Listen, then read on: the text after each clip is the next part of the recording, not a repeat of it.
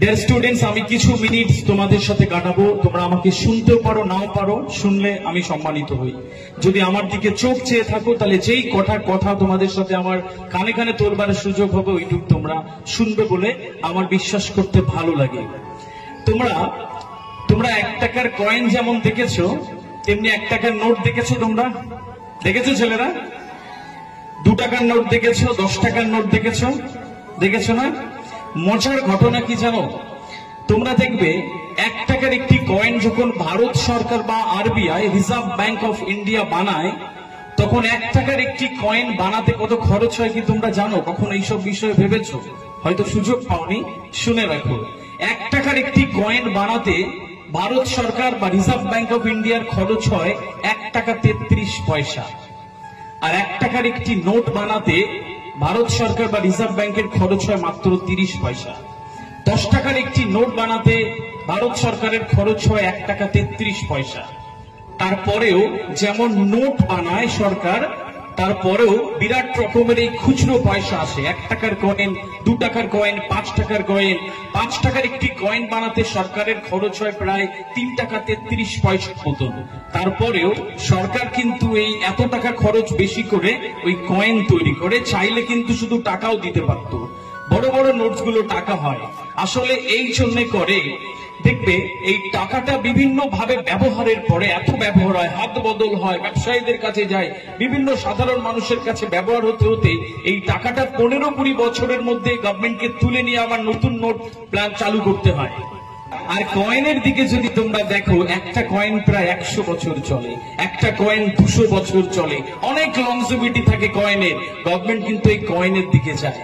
আমি তোমাদের এই দুটো ইনফরমেশনের মধ্যে আমি তোমাদেরকে কয়েনের মতন হতে বলছি যে যেটুক তোমাদের ক্ষমতা আছে, যেটুক তোমাদের অকাত আছে, যেটুক শক্তি আছে, যতটুকু শক্তি নিয়ে জন্মেছো, এই শক্তির মধ্যে আরো এনার্জি বাড়িয়ে, স্বপ্ন বাড়িয়ে, পরিশ্রম বাড়িয়ে নিজেকে এত সুন্দর করে গড়ে তুলবে, আগামী 100 বছর 200 বছর পরে মানুষ তোমার ইতিহাস পড়বে। মানুষ তোমার ইতিহাস পড়বে আরো 100-200 বছর পরে। কারণ ইতিহাস কলম দিয়ে লেখা হয় না, ইতিহাস পরিশ্রম দিয়ে লেখা হয়। তোমাদের প্রত্যেককে আমি শুভেচ্ছা জানিয়ে গেলাম। এক একটা ছেলে তোমরা এখানে বসে আছো, আগামীর এক একটা নক্ষত্র বসে আছো। WBCS অফিসার এখানে বসে রয়েছে, UPSC অফিসার বসা, নেভি অফিসার বসা, ডিজিটাল মার্কেটিং এ বিরাট বড় একজন ভূমিকা নেওয়া মানুষ এখানে বসে রয়েছে। সান ফ্রান্সিসকো 7 তলায় বসে ক্যান্সারের ওষুধ আবিষ্কার করবে, এখানে তোমরা বসে রয়েছো। আগামী 100 বছর পরে এরকম ভাবে এক একটা কয়েনের মতন তোমরা ভারতবর্ষের আকাশে জলজল করবে বলে আমার বিশ্বাস করতে ভালো লাগে। সেই শুভেচ্ছা তোমাদেরকে দিয়ে গেলাম। ছোট্ট একটা গল্প বলে আমি আমার 1-2 মিনিটের মধ্যে শেষ করব। একজন ব্যবসায়ী ছিল, এটা অনেক আগের একটি ঘটনা। একজন ব্যবসায়ী ছিল, কৃপণ ব্যবসায়ী, কিন্তু ব্যবসা করতে করতে সে আসলে অনেক টাকা পয়সা করে ফেলেছে। একটা সময় পরে তার নিচের রাজ্যের ব্যবসার পরিধি অনেক যখন বেড়ে গেছে, তার ইচ্ছা হলো একটু বাইরের রাজ্যের দিকে যাবো ব্যবসা বাড়াতে, একটু বাইরের রাজ্যের ব্যবসায়ীদের সাথে কথা বলে ব্যবসাটাকে আরো বাড়াবো। তো উনি একদিন দিনক্ষণ ঠিক করলেন যে বাইরের রাজ্যে যাবেন। তো উনি অনেক টাকা পয়সা নিয়ে, উনি ওনার কনসেপ্ট নিয়ে, ব্যবসার সমস্ত নথি সরঞ্জাম নিয়ে ওই বাইরের রাজ্যের উদ্দেশ্যে রওনা দেবেন। এমন সময় ওনার মনে হলো, এত টাকা পয়সা করে ফেললাম, এত কিছু আছে, নিয়েও যাচ্ছি, একলা যাওয়া ঠিক হবে না। তো উনি 5-6 জন সিকিউরিটি গার্ড নিয়ে নিলেন সাথে, যারা ওকে রক্ষা করবেন। তো তাদের 5-6 জনকে নিয়ে তিনি চলে গেলেন বাইরের রাজ্যে, ব্যবসার কাজে ঘুরলেন। এ প্রান্ত থেকে ও প্রান্ত, এখান থেকে ওখানে, এখান থেকে সেখানে ব্যবসার কাজে ঘুরলেন। ব্যবসার কাজে সব ঘুরে সমস্ত ব্যবসার মিটিং গুলো এবং আগামীর পরিকল্পনাগুলো সাকসেসফুল হলো। খুব ভালো একটা মন নিয়ে তিনি তার নিজের রাজ্যের উদ্দেশ্যে ফিরে আসলেন। ওই 5-6 জন সিকিউরিটি গার্ড নিয়ে তিনি যখন নিজের বাড়ির কাছে চলে এলেন, তখন প্রায় সন্ধে অবস্থা হবে, এরকম একটা অবস্থা।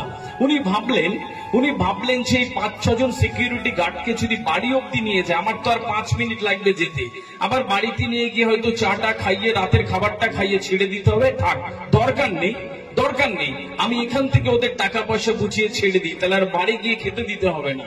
তো উনি যেমন চিন্তা করলেন, ওই বাড়ি থেকে 1000 মিটার দূরে উনি রয়েছেন, জানে 5 মিনিটের মধ্যে বাড়ি চলে যাব।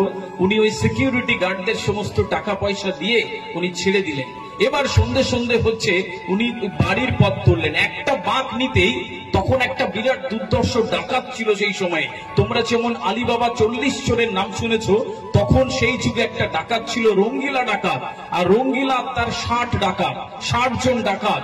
এই রঙ্গিলার 60 ডাকাত তখন দুর্ধর্ষ ভাবে এরকম ডাকাতি করে চলছে। ব্যবসায়ীর উপরে তাদের একটা খেয়াল ছিল, সিকিউরিটি গার্ডকে যখন ছেড়ে দিয়েছে, বাড়ির দিকে ঢুকছে, একটা বাঁক নিতেই ওই রঙ্গিলা ডাকাত আর 60 জন ডাকাত তাকে ঘিরে ধরলো। এমন ভাবে ঘিরে ধরেছে যে ওই ব্যবসায়ী হতবোধ হয়ে গেল, ব্যবসায়ী হতবাক হয়ে গেল। কি হলো? বাড়ির কাছাকাছি এসে আমি যখন সিকিউরিটি গার্ডদের ছেড়ে দিয়েছি, তখনই আমার এই রকম হয়ে গেল। আহা, আফসোসের তার সীমা রইল না। কটা টাকার জন্য মাত্র আমি ওদেরকে ছেড়ে দিলাম, ব্যাস যেই বাবা সেই কাজ। ডাকাত দল তাকে পুরো ঘিরে ফেললো এবং 60 জন ডাকাত তাকে ধমকাতে চমকাতে লাগলো এবং একজন ডাকাত বলে ফেললো যে, যাও কি কি আছে বের করে এবার তোর কাছে দেখি, যা যা আছে এক এক করে দিয়ে দে। ওই বাক্স খোলো, সুটকেস খোলো। তো ওই ব্যবসায়ী আস্তে আস্তে ওই বাক্স খুলে এক একটা জিনিস দিচ্ছে এক একজনকে, আর ডাকাতদেরকে একটু চেনার চেষ্টা করছে কে কে আছে। ওর মধ্যে দুজনকে ওই ব্যবসায়ী দেখলেন, উনি চেনে। একজনকে বললেন, সোনু তুমি এখানে? আর একজনকে বলছে, মনু তুমি এখানে? তো বলছে, জি হুজুর। একটু লজ্জা পেয়ে গেল, বলছে তোমরা তো আমার কাছে কাজ করতে, তারপরে চলে গেলে, এ কি হলো? কি জন্য চলে গেলে? সোনু, তোমার মায়ের অসুখের টাকা তুমি চেয়েছিলে, আমি অ্যাডভান্স দিয়েছিলাম, আর তুমি তারপর থেকে আর আমার কাজে আসুনি, আর চলে গেলে, আজকে তুমি আমাকে ঘিরে ধরলে। মনু, তুমি তো ভালোই কাজ করছিলে, তোমার বোনের বিয়ের সময় তুমি অনেক কষ্ট, আমি তোমাকে অনেক টাকা দিলাম, তুমি আস্তে আস্তে শোধ করবে বললে, তারপরে আর আসুনি। যে দুজন খুব লজ্জা পেয়ে গেল, আর আজকে তোমরা আমাকে ঘিরে ধরলে। সোনু আর মনু অনেক লজ্জা পেয়ে গেল। অনেক অনেক অনেক লজ্জা হওয়ার পরে তারা এবার আস্তে আস্তে একটু পেছনের দিকে যাচ্ছে। তো কি মনে হলো, ও রঙ্গিলা ছিল ডাকাত সর্দার কি বলছে, হুজুর ছেড়ে দেন মানুষটাকে, নুন খেয়েছি, কি করে এত বড় বেইমানি করি। বলছে, না না, কি বলছো, এরকম ভাবে শিকার পাওয়া যায় না, এরকম ভাবে ছাড়া যাবে না। বলছে, না হুজুর, প্লিজ ছেড়ে দিই। সব ডাকাতের কাছে যায় আর পায়ে হাত ধরে জোরে যে ওকে ছেড়ে দিন, আমরা অন্য একজনকে এক্ষুনি আবার ধরবো। আমি এই ব্যবসায়ীর নুন খেয়েছি, আমি কি করে ওনার থেকে। তো অনেক বুঝিয়েছে, অনেক বোঝানোর পরে রঙ্গিলা ডাকাতের একটু মায়া হলো আর বললো, আচ্ছা ঠিক আছে, যাও, এনাকে ছেড়ে দিলাম তোমাদের দুজনের জন্য। তো ব্যবসায়ীকে যখন ছেড়ে দিল, খুব হাঁপ নিয়ে সে বই বাক্স টাক্স গুছিয়ে বাড়ির দিকে হাঁটা করলো। বাড়ি গিয়ে যখন পৌঁছালো, শেঠরানী ছিল, ব্যবসায়ীর স্ত্রী ছিল, যে জিজ্ঞেস করছে, কেমন হয়েছে আপনার এই সফর, কেমন হয়েছে এই ব্যবসায়ের উদ্দেশ্যে যাত্রা? বলছে, দারুণ, কিন্তু বাড়ির কাছে এসে একটা ঘটনা ঘটে গেল। বলছে, কি হলো? বলছে, বাড়ির কাছে এসে আমি যখন সিকিউরিটি গার্ডদের ছেড়ে দিয়েছি, দেবো না বলে সিকিউরিটি গার্ডদের যখন ছেড়ে দিয়েছি, তখন বাড়ির কাছে বাঁক নিয়ে ঢুকতেই রঙ্গিলা ডাকাত আর 60 ডাকাত আমাকে ঘিরে ধরে। বলছে, তারপরে কি হলো? বলে, তারপরে তো আমি একদম শেষ এই সময়ে সবকিছু দিতে থাকলাম, তারপর সোনু আর মনুকে চিনতে পারলাম। ওই 60 ডাকাতের মধ্যে 2 জন ডাকাত আমাকে বাঁচিয়ে দিল, আর আমি এখানে বেঁচে ফিরে আসলাম। এই শুকরিয়া করা শেষ নেই আমার ঈশ্বরের কাছে।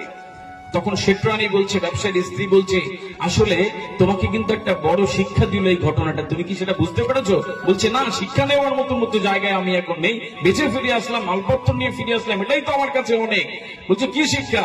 বলছে, দেখো, আমাদের জীবনে যেমন 60 মিনিট হয়, 60 মিনিটে 1 ঘন্টা হয়, ঠিক তেমন ভাবে ওখানে 60টা ডাকাত ছিল, আর এই 60টা ডাকাতের মধ্যে 2টো ডাকাত কিন্তু তোমাকে বাঁচিয়ে দিয়েছে, আজকে তোমাকে নতুন জীবন দিল। আর সবকিছু তুমি ফেরত পেলে, যা তুমি একটু একটু করে মেহনত করে একটু একটু করে জমা করা যত ব্যবসায়ী হয়েছো, ঠিক 60 মিনিটের মধ্যে 2টো মিনিট যদি তুমি ভালো কাজ করো, 60টা মিনিটের মধ্যে 58 মিনিট বাদ দিয়ে যদি 2টো মিনিট ভালো কাজ করো, 2টো মিনিট সুন্দর চিন্তা করো, 2টো মিনিট একটু নিজের জন্য দাও, 2টো মিনিট একটু শুদ্ধ অন্তর পরিচর্যার জন্য দাও, তাহলে কিন্তু আগামী দিন এরকম ভাবে অনেক কিছুর মধ্যে থেকে ওই 58 জন বাদ দিয়ে 2 জন এসে তোমাকে কোথাও না কোথাও বাঁচিয়ে দিয়ে যাবে। ছোট্ট একটা গল্প, ডিয়ার স্টুডেন্টস, কিন্তু আমি তোমাদের প্রত্যেককে অনুরোধ করব, অনেক কিছু করো, বাদরামি করো, খেলাধুলা করো, তোমরা বাড়িতে যাও, ঘুরতে যাও, সবকিছু করো, কিন্তু কোথাও গিয়ে নিজের যে কাজটা, সেই কাজটা কিন্তু কখনো ভুলে যাবে না। আমি আবারও বলে চাই তোমাদেরকে, যে জীবনটা পেয়েছে, এই জীবনটা কিন্তু একটা সময়ের অফার। ইংরেজিতে একটা কথা আছে, life is call one time offer. AC, fridge, TV, washing মেশিনের অফার অনেক পাবে, কিন্তু জীবনের অফার তোমরা একবার পাবে। আমি তোমাদের প্রত্যেককে এখানে যারা রয়েছে শুভেচ্ছা জানিয়ে গেলাম অ্যাজ আ স্ট্র্যাটেজিক অ্যাডভাইজার, যে এরকম যে আমাদের সারা দিনে 24 ঘন্টার মধ্যে 2 ঘন্টা 4 ঘন্টা নিজের জন্য দাও, একদম নীরবে নিজের কাজটা করে যাও, নিজের স্বপ্নটাকে মজবুত করে ছোট্ট ছোট্ট পায়ে এগিয়ে চলো।